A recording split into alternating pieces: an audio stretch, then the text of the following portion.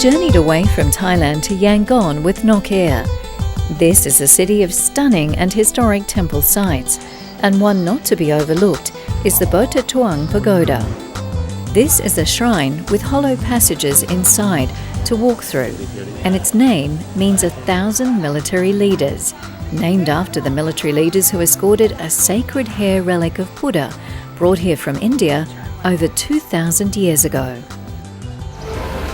Well, it's hard to believe now, but the pagoda was actually destroyed by a stray Allied bomb during the Second World War, and it was painstakingly rebuilt brick by brick, a process that took around 15 years.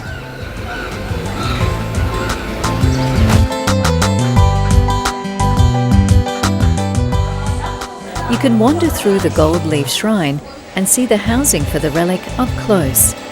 The craftsmanship is dazzling.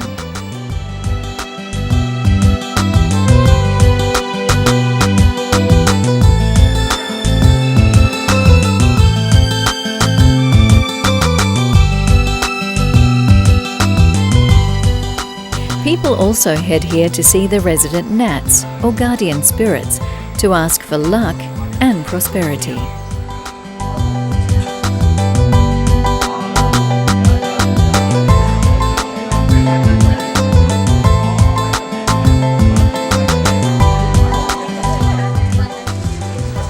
You'll see devotees leaving gifts of money and offerings in the hope of a change in fortune.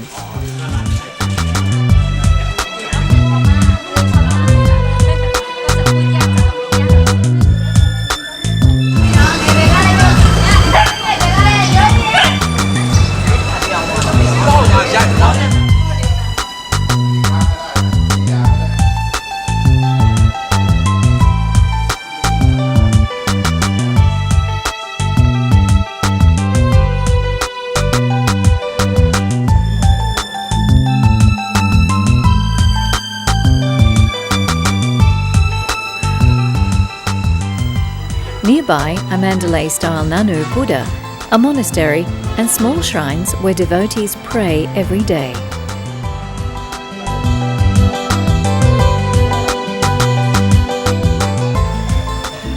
Coffee was next at one of Yangon's newest establishments. The ultra-hip Water Library offers beverages, desserts and some delicious treats dished up in a classic colonial-style house. The day was rapidly coming to a close, and there was one important place we had to be in time for sunset. Towering to a height of 326 feet on the The Ngotara Hill, the famous Schweddagon Pagoda dominates Yangon. The entrance gates alone are imposing, and most visitors to the sacred site are simply awestruck on first seeing the magnificence and splendor of this golden shrine, where the holy hair relics of the Buddha were enshrined thousands of years past. The gold of this incredible complex is blinding in its brilliance. Well, it's said to have been built more than 2,500 years ago, and it's not hard to see why Schweddagon is regarded as the soul of Myanmar.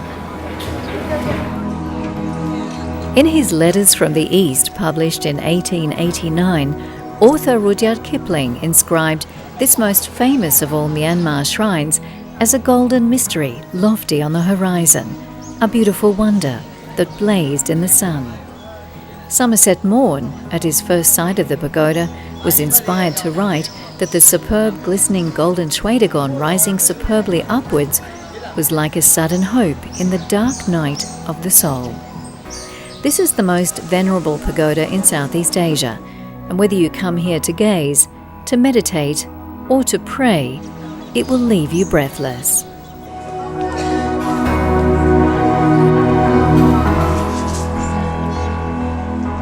As the sun sank below the horizon, the pagoda took on a different hue, and devotees circled the site to make an offering at the appropriate shrine for the day of the week that was their birthday.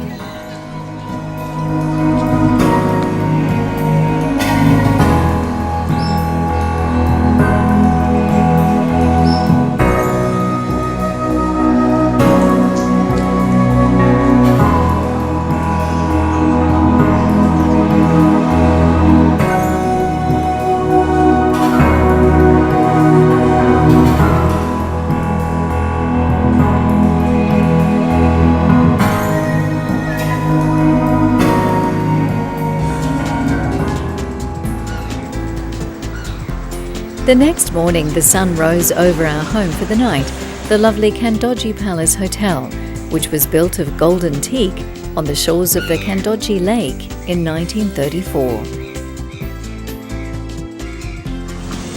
Then it was time to head to the local Indian and Chinese markets.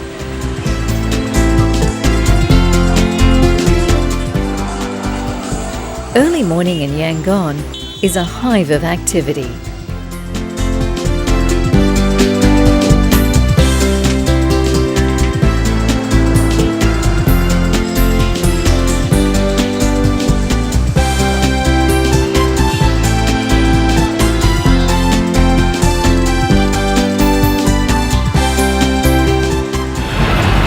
When you head down here to the morning markets, you can truly see the ethnic diversity of Yangon.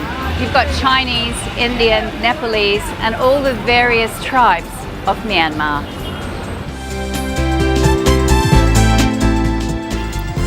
The Chinese gold shops offer some good bargains.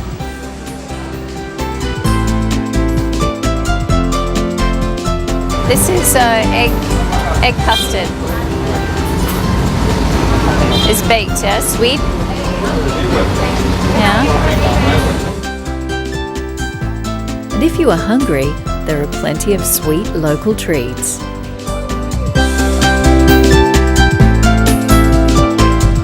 My favourite, avocados, and they cost nothing here. Wow. Thank you. Take the time to explore the city's stunning old churches and remnants of yesteryear. Yangon is racing towards the future, but the splendours of the past truly define this city.